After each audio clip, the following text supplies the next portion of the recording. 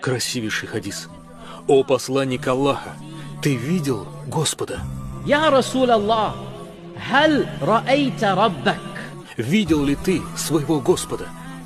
И наш пророк, алейхиссаляту вассалям, ответил: نور أنا أراه.